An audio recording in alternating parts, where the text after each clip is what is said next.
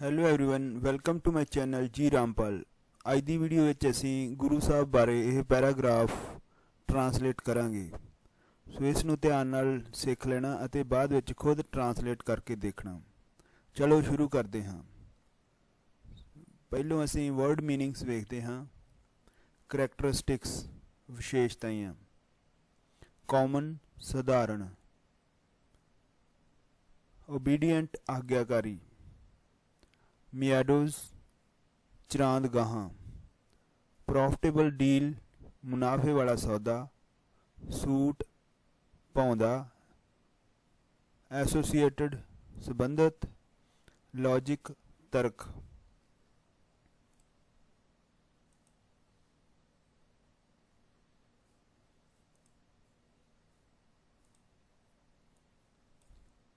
ਬਾਲ ਨਾਨਕ ਵਿੱਚ ਛੋਟੀ ਉਮਰ ਤੋਂ ਹੀ ਕੁਝ ਵਿਸ਼ੇਸ਼ਤਾਵਾਂ ਸਨ। Child Nanak has certain characteristics from an early age.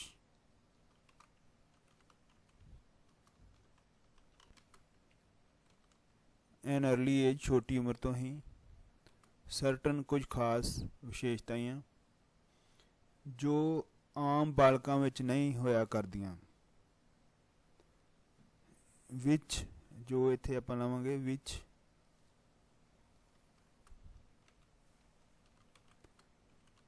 do not occur don't occur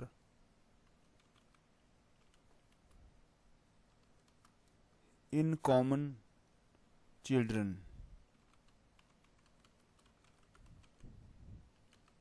ਜਿਹੜੀਆਂ ਸਧਾਰਨ ਬੱਚਿਆਂ ਵਿੱਚ ਨਹੀਂ ਪਾਈਆਂ ਜਾਂਦੀਆਂ ਪਰ ਮਾਪਿਆਂ ਦੀ ਨਜ਼ਰ ਵਿੱਚ ਉਹ ਇੱਕ ਸਧਾਰਨ ਬਾਲਕ ਸੀ। but in the eyes of his parents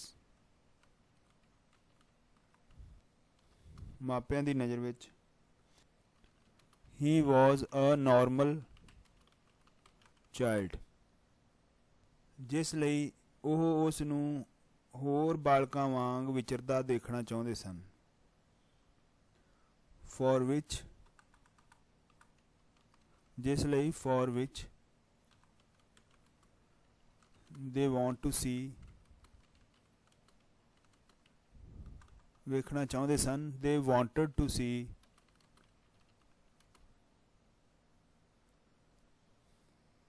him behave like other children see him behave like other children।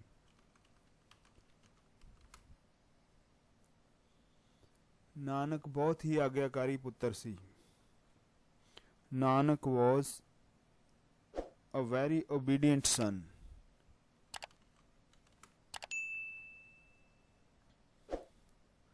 ਉਹ ਆਪਣੀਆਂ ਮੱਝੀਆਂ ਚਰਾਂਦਗਾਹਾਂ ਵਿੱਚ ਚਰਾਉਣ ਲਈ ਲੈ ਜਾਂਦਾ।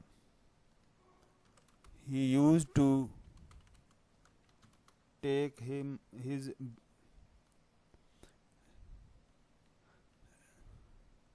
ਜਾਂ ਟੇਕ ਜਾਂ ਡਰਾਈਵ ਅਵੇ ਹਿਜ਼ ਬਫਲੋਜ਼ ਗ੍ਰੇਜ਼ ਇਨ ਦਾ ਮੈਡੋਜ਼ ਚਰਾਂਦਗਾਹਾਂ ਵਿੱਚ। ਇੱਕ ਵਾਰ ਉਸ ਦੇ ਪਿਤਾ ਜੀ ਨੇ ਉਸ ਨੂੰ 20 ਰੁਪਏ ਦਿੱਤੇ। once his father gave him 20 rupees and asked him to make a good deal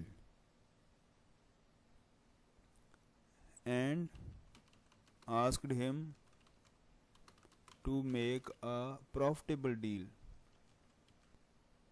ਉਸ ਨੇ ਇਸ ਪੈਸੇ ਨਾਲ ਭੁੱਖੇ ਸਾਧੂਆਂ ਨੂੰ ਲੰਗਰ ਛਕਾ ਦਿੱਤਾ। with this money ਇਸ ਪੈਸੇ ਨਾਲ he satisfied the hunger of sadhus। ਜੋ ਵੀ ਕੰਮ ਉਸਦੇ ਮਾਪੇ ਉਸ ਨੂੰ ਦਿੰਦੇ ਉਹ ਕਰਨਾ ਸ਼ੁਰੂ ਕਰ ਦਿੰਦਾ। whatever work his parents gave him ਜਾਂ whatever work his parents assign him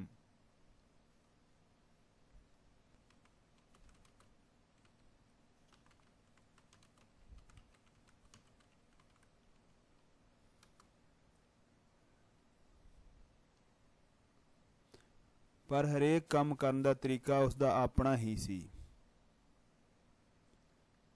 But his way of doing each work was his own.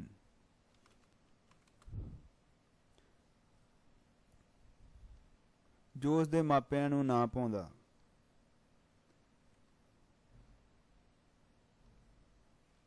Which didn't please his parents.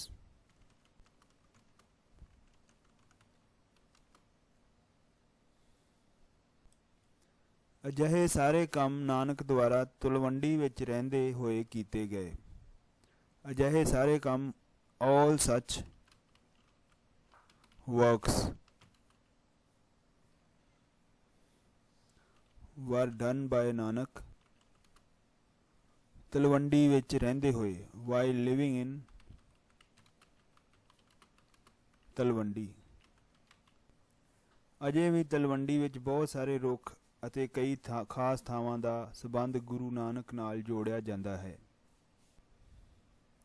Many trees and many special places in Talwandi are still associated with Guru Nanak. ਵਿੱਚ ਉਸ ਦਾ ਬਚਪਨ ਗੁਜ਼ਰਿਆ ਅਤੇ ਜਵਾਨ ਹੁੰਦਿਆਂ ਸਾਰ ਹੀ ਉਸ ਨੂੰ ਸੁਲਤਾਨਪੁਰ ਜਾਣਾ ਪਿਆ। He spent his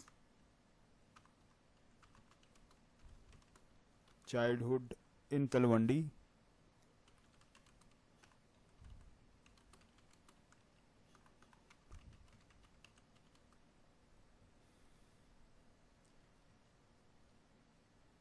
and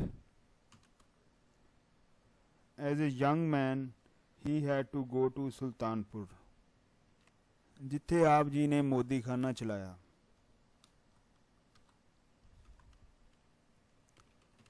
where he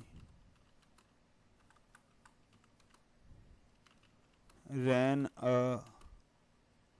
grocery store. ਆਪ ਨੇ ਹਮੇਸ਼ਾ ਹੀ ਤਰਕ ਦੇ ਆਧਾਰ ਤੇ ਗੱਲ ਕੀਤੀ। You always spoke on the basis of logic and guided people in the right direction. Direction ਦਿਸ਼ਾ। ਸੋ ਆਪ ਨੇ ਲੋਕਾਂ ਨੂੰ ਸਿੱਧੇ ਰਾਹ ਸਿੱਧੀ ਦਿਸ਼ਾ ਦੇ ਵਿੱਚ ਸਹੀ ਦਿਸ਼ਾ ਦੇ ਵਿੱਚ ਲੋਕਾਂ ਨੂੰ ਪਾਇਆ। ਸੋ ਇਹ ਸੀਗੀ ਅੱਜ ਦੀ ਵੀਡੀਓ। ਜੇਕਰ ਤੁਹਾਨੂੰ ਪਸੰਦ ਆਈ ਤਾਂ ਲਾਈਕ ਸ਼ੇਅਰ ਕਮੈਂਟ ਜ਼ਰੂਰ ਕਰਨਾ। Thank you.